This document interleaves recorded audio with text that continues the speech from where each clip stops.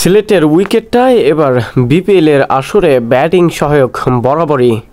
সর্বশেষ অর্থাৎ সিলেট বনাম চট্টগ্রাম ম্যাচের প্রথম অংশে টসে জিতে ব্যাটিংয়ের সিদ্ধান্ত নেয় চট্টগ্রাম কিংস। প্রথমে টসে জিতে ব্যাটিংয়ের সিদ্ধান্ত নেয় চট্টগ্রাম।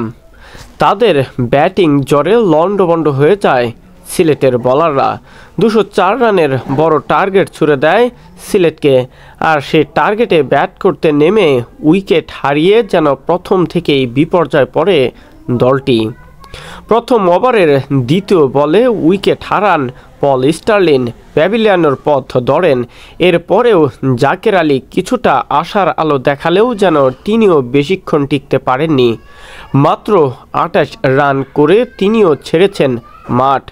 এরপর রনি তালুকদারও বেশিক্ষণ টিকতে পারেননি।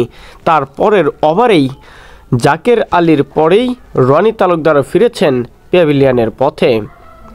এভাবে প্রথম থেকে খুব একটা রানের স্কোরটা উঠলেও যেন মাঝখানে গিয়ে রানটা পুরোপুরি থেমে যায়।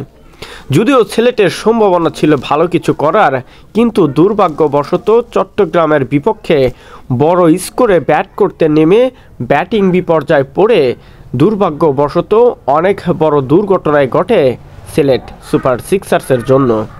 এই রিপোর্টটি তৈরি করা হয়েছে 10 ওভার শেষ হওয়ার আগ পর্যন্ত।